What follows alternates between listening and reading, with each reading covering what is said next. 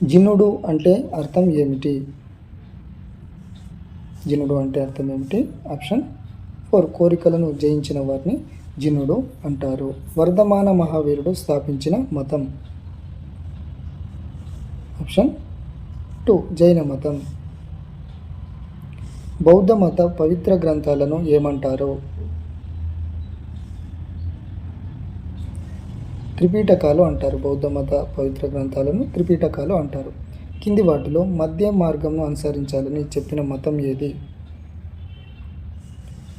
1 బౌద్ధ మతం. జైన మతం, బౌద్ధ మతం స్థాపకులైన వ్యక్తులు ఏ వర్గానికి చెందినవారు?